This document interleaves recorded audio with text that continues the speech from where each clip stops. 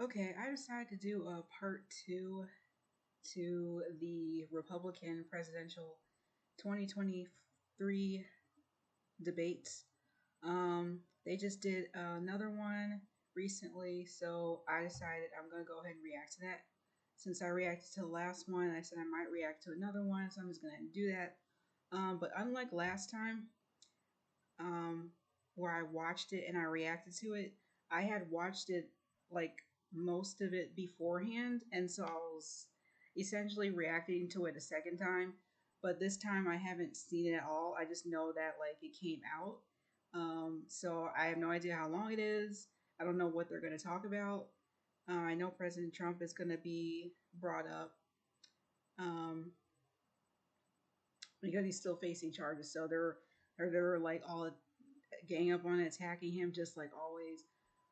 Nothing new there. But I'm just gonna go ahead and react to this second Republican debate, and yeah, we'll see how many parts I get down this time. Like I said, I don't know how long it is. Maybe it's as long as the other one. The other one was like a couple hours long. So let's see. And I'm gonna react like last time on my phone. So it's just gonna be the same thing. Um, and then hopefully it's loud enough. I'm gonna hold the phone to my computer speakers. So I'm gonna see who has a full debate. Um, yeah, Nikki Haley will just do her video again like last time. All right, 2 hours long. So I'm gonna do probably 4 parts. So each part is gonna be 30 minutes. So 4 parts will be 2 hours. So all right, let's get right into it.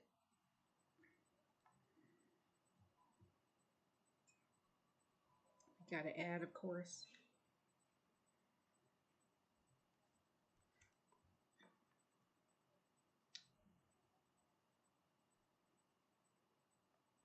You guys like my red shirt? It kind of goes with the fall theme. I thought it did.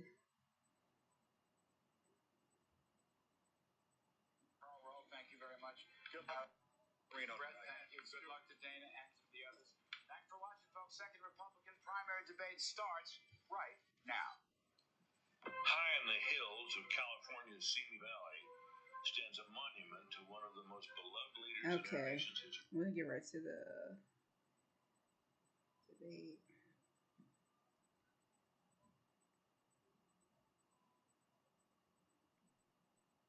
Okay, here we go.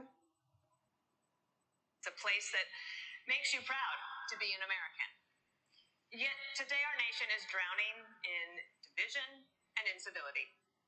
Voters say they dread the 2024 election and find politics exhausting. 2 in 3 Americans think the country is on the wrong track, and 3 in 4 say the economy is not in good shape. Prices are up 18% since 2020. More than half of the U.S. population has little access to childcare. 85% of Americans say their personal finances are a source of stress. Americans want to believe a leader who says, "You can follow me. I've got you. Don't worry." President Biden is trying to do that with Bidenomics. And yesterday, he joined the picket lines where workers are demanding more wages and job security. Senator Scott, you recently reacted by praising Ronald Reagan for firing air traffic controllers in the 1980s, saying, "You strike, you're fired." Would you fire thousands of striking auto workers today, Senator? Obviously, the President of the United States cannot fire anybody in the private sector. However, we should look back at the first bill in Congress under Joe Biden. The first bill had $86 billion for the union pensions because they continue to overpromise yet underdeliver. One of the challenges that we have in the current negotiations is that they want 4-day French work weeks, but more money. They want more benefits, working fewer hours. That is simply not going to stand. I sat in a finance committee hearing when a widow came before the committee who was promised pensions from the unions, $4,000 a month. Unfortunately, it had been cut to $1,000 a month. We must make sure that we honor the commitments that we make. And one of the ways that we do that, do not overpromise and then underdeliver and leave the taxpayers on the hook. I'll say this, Joe Biden should not be on the picket line. He should be on the southern border working to close our southern border because it is unsafe, wide open, and insecure, leading to the deaths of 70,000 Americans in the last 12 months because of fentanyl. It is devastating. Every county in America is now a border county because fentanyl has devastated Americans in every single state. I will also say 6 million illegal crossings since Joe Biden has taken office, and he eliminated Title 42. The one thing he should do is finish the wall, reinstate Title 42, and get the job done. Okay, so he's talking about illegal immigration. We're talking about the economy, two completely different things.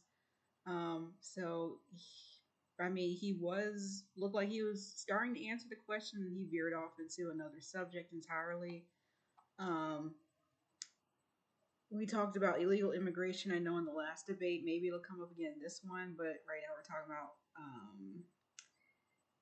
the economy, and I'm actually going to go back to the question that he asked, but I know that people work way too much in this country, and I believe I talked about this in another video, but if people want more benefits and working fewer hours in this country, I believe that's a reasonable request because of like how little benefits people have for working crazy hours and not getting enough time off, not getting maternity leave, enough maternity leave, not getting a livable wage that can like hold up with today's economy. So if workers are protesting for those making those demands, those are, I believe, very reasonable demands.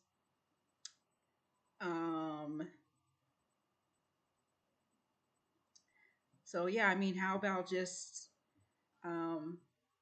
having a reasonable amount of work hours and a reasonable amount of benefits and a reasonable pay?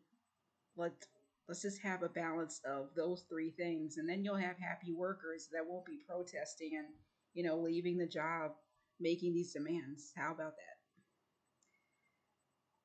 Well, I can promise you that we are going to have a lot of questions on the border and immigration. But in the meantime, we do want to talk about the economy and jobs, and especially want to talk about this strike for just a moment more. Mr. Ramaswamy, you've said you really empathize with the strikers.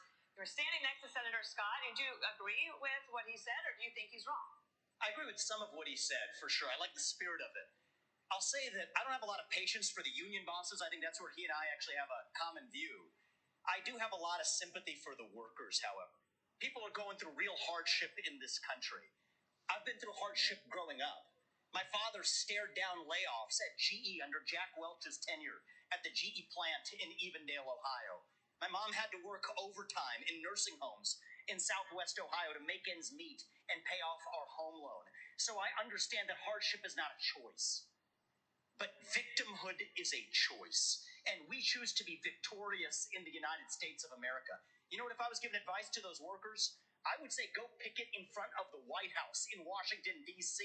That's really where the protest needs to be. Disastrous economic policies that have driven up prices, that have driven up interest rates and mortgage rates. At the same time, wages remaining stagnant. What we need is to deliver economic growth in this country.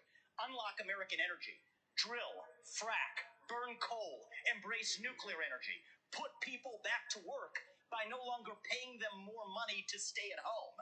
Stabilize the U.S. dollar itself and rescind a majority of those unconstitutional federal regulations that are hampering our economy.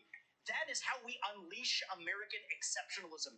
And that's not a Democratic vision or a Republican vision. That is an American vision that we embrace economic growth And capitalism is still the best system known to man to lift us up from poverty, and we should not apologize for it. That's what it means to be an American.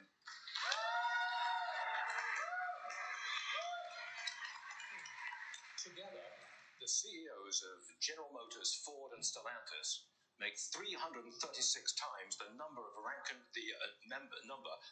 file workers. That's just part of a wider income inequality trend in the country.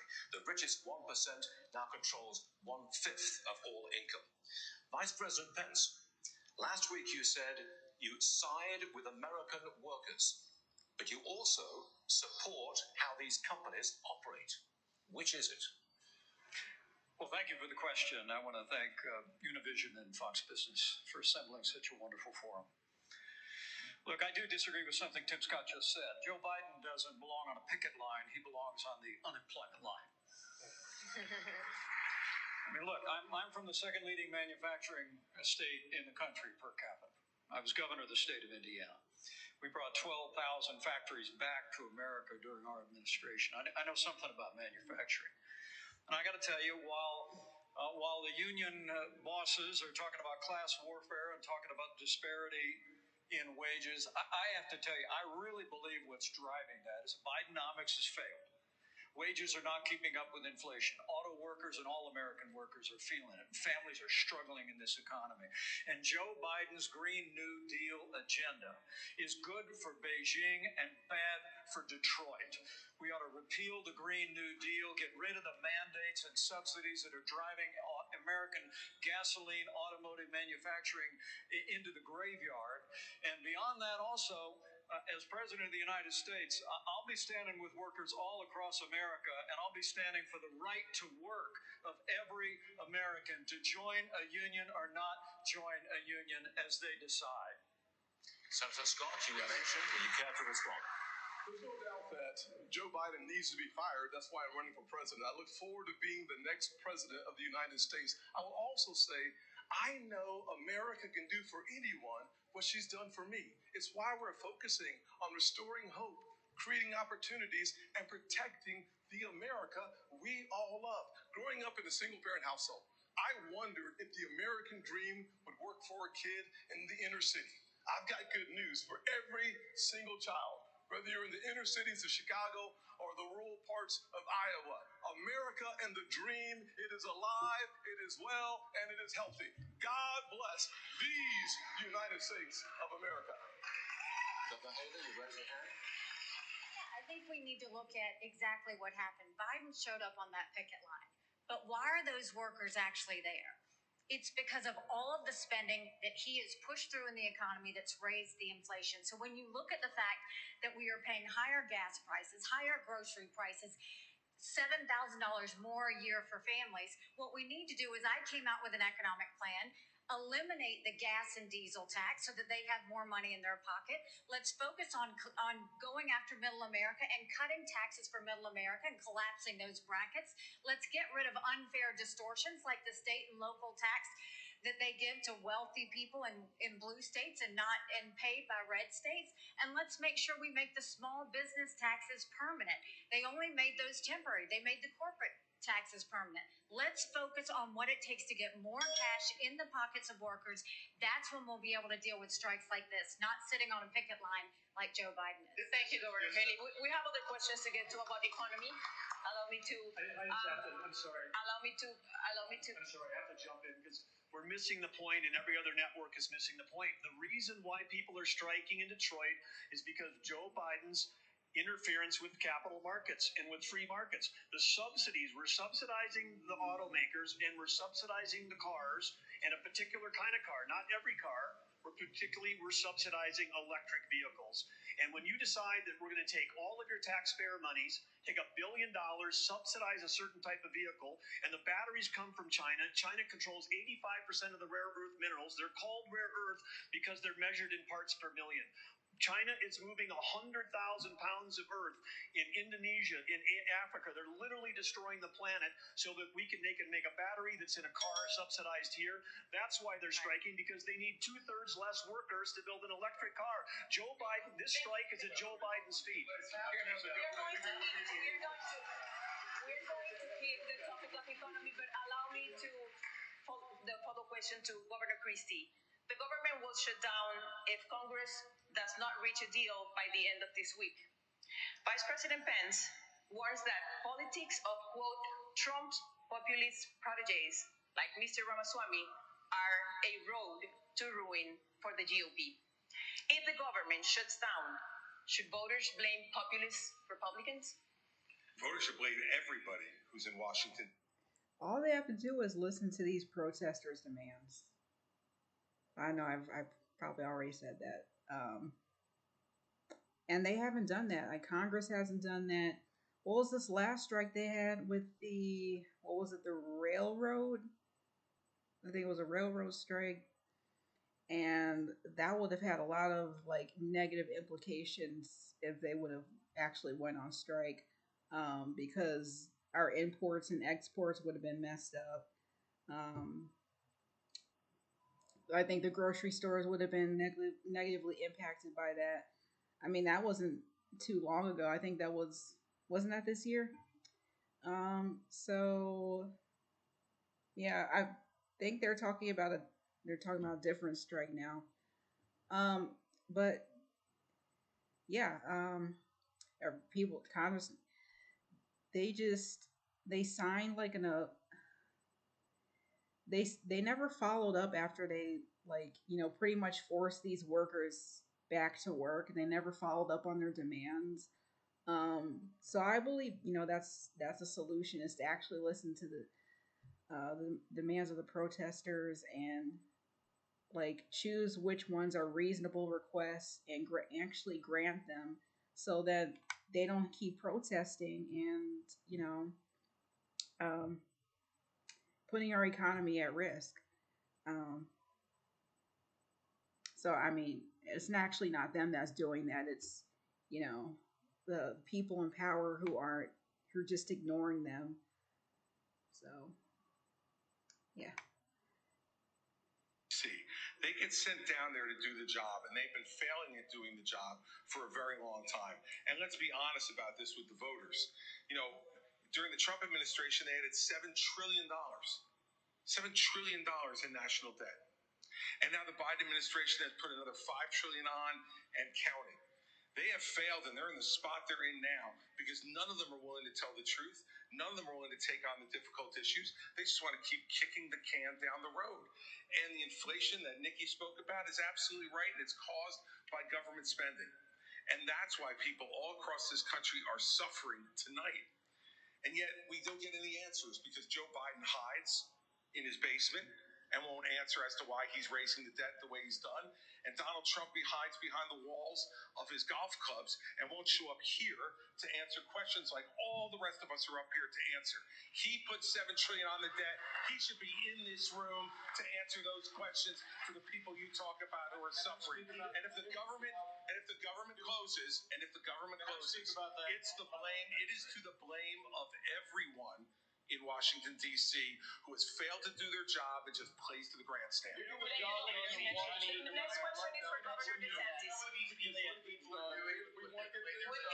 Here's how we get done in Washington. Can we please respect the time? Governor DeSantis, you haven't spoken. Please. The people in Washington are shutting down the American dream with their reckless behavior. They borrowed, they printed, they spent, and now you're paying more for everything. They are the reason for that.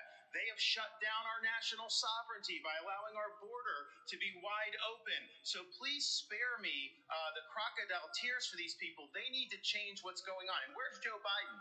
He's completely missing in action from leadership. And you know who else is missing in action? Donald Trump is missing in action. He should be on this stage tonight. He owes it to you to defend his record where they added $7.8 trillion to the debt. That set the stage for the inflation that we have now. I can tell you this, as governor of Florida, we cut taxes, we ran surpluses, we've paid down over 25% of our state debt, and I vetoed wasteful spending when it came to my desk. And as your president, when they send me a bloating spending bill that's going to cause your prices to go up, I'm going to take out this veto pen and I'm going to send it right back to them. Ilya, you mentioned me on the question.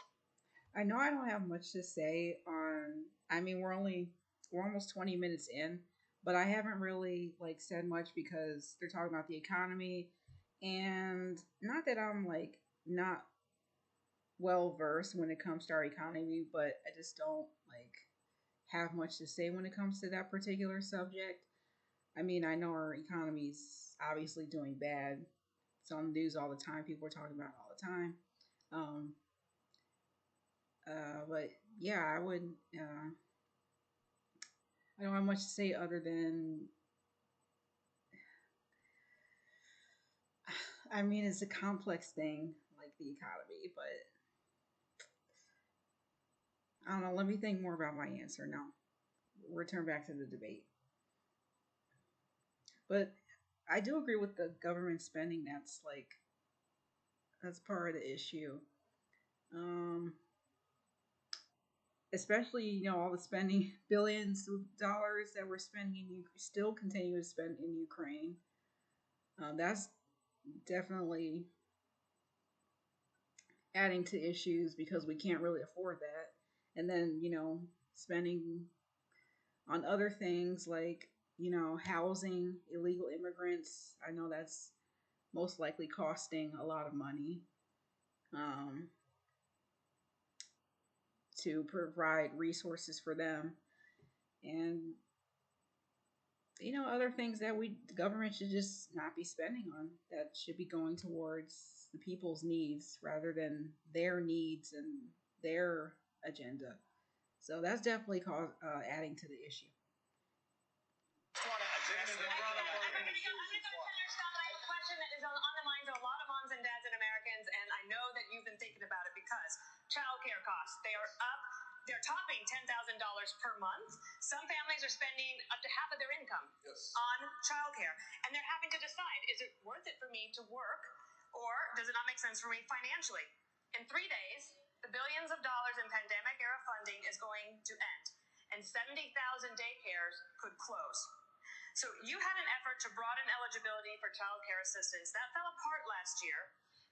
And for the moms and dads out there who are worried, what can you tell them if you weren't able to get it through the Congress? How could you do it as president? Certainly one of the things I did as a member of the Congress was to make sure that we protected the Head Start programs around the country, giving people the opportunity to pick and choose the place that they send their children. The challenges that we see today under the Biden administration is that the cost for daycare has gone over $15,000 per child. In the Build Back Broker plan, he called it a Build Back Better plan, it was going up to $29,000. The way we fix that problem is to make sure that we actually cut taxes and give more Americans their money back. When I helped write the Tax Cuts and Jobs Act, we actually lowered a single mother's taxes by 70% on the federal level. For dual income households by 60%. Then we went a step further. We doubled the child tax credit and made it refundable. By doing that, more parents had more resources to make the decisions how to take care of their family. The one thing we should do is let the American people keep their money. When that happens, the greatest opportunities rise from the ashes. Okay, we're going to 15 seconds. Go ahead. And then we're going to the border. Ilya mischaracterized a part of my view. I think this artificial division is unhelpful in our party. The real divide is not between the Republicans on this stage. And in the Reagan Library, I want to say these are good people on this stage. The real divide is between the majority of us in this country who love the United States of America and share our founding ideals. Free speech, meritocracy, the idea you get ahead in this country not on the color of your skin, but on the content of your character, and the fringe minority in the Democrat Party that has a chokehold over that party. That's the real divide. So this populism versus classical debate is artificial. We need to unite this party. Immigration and the border. We are going to talk about immigration and the border. Childcare. I think we're going to go on. We have all these questions. We're going to get to you. We're going to come back to you. There's a lot of time. We're about childcare. Nobody answered the question. In North Dakota, we knew that the cliff was coming. We knew that there was going to be millions of people without it. And so guess what? We planned. Okay. When we passed legislation because sir, we will get you some questions, but you're going to have to let us move on. We are going to the border next. Child care is right towards infrastructure. I haven't been given a chance to respond. In 1984, President Ronald Reagan said the following. Idea of amnesty for those who have put down roots and who have lived here, even though some time back they may have entered illegally. 2 years later, President Reagan granted amnesty to nearly 3 million immigrants, something no Democrat or Republican president has done since. Governor Christie, as governor of a non-border state in 2010, you supported a path to citizenship. But when you ran for president in 2016, you flipped, saying immigrants should be tracked like FedEx packages. Where do you stand now on a path to citizenship for 11 million of undocumented immigrants? The problem is that since no one has done anything since we first had this discussion 13 years ago, we're not in a position to be able to do any of that anymore.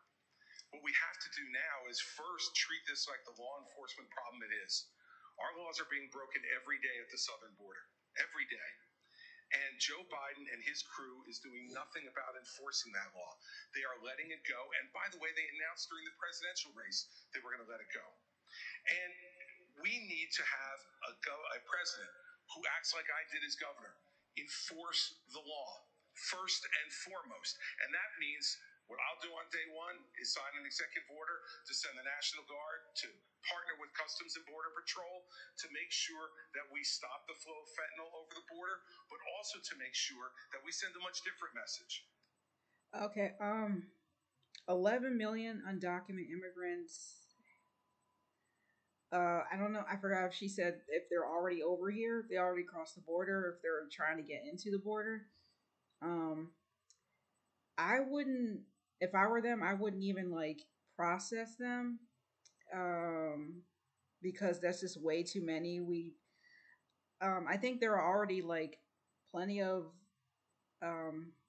illegal immigrants who are like already, that need to be processed to become American citizens.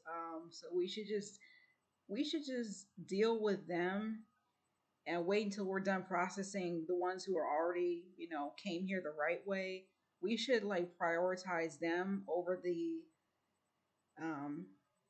people who are trying to like come over here illegally. Um, Again, I'm sorry for the background noise. And we should also prioritize our own citizens before we move on to anything else, including 11 million illegal immigrants. So we got like 3 more minutes, and then I'm gonna cut it off here and then do a part 2. We want you here in this country to fill the 6 million vacant jobs we have, but only if you come here to follow the law and only if you come here legally. If you come here illegally, we will apprehend you and we will send you back across the border from which you came. And the fact is that until we set a law and order agenda in this country, not only now but in the future, we won't be able to continue this. And I'll tell you this, Donald Trump failed on this as well. He said he was going to build a wall across the whole border. He built 52 miles of wall and said Mexico would pay for it. Guess what? I think if Mexico knew that he was only going to build 52 miles, they might have paid for the 52 miles. Thank you, Governor. All right, Governor Haley. Most illegal immigrants are coming from countries south of the border. He said that Mexico said they weren't going to pay for it. I don't know. Did he just say that? So they don't need to pay for it. Mexico doesn't need to fund our wall. What they need to do is stop their people from coming over here illegally, so that the wall wouldn't even have to be built in the first place. That's one preventative measure that they could take. They don't need to do anything else other than that. Like President Trump, we're funding like the wall by ourselves. And I believe it's already like almost done, or is it done? I don't believe it's completed yet, the border wall that President Trump wanted to build. Yeah, that's what Mexico needs to do. So yeah. You've seen the Fox News drone. It's captured the steady stream of people. I'm actually going to pause it here. We're 22 minutes, almost 23 minutes in the debate, and then I'm gonna cut it here and then do a part two, a follow up part.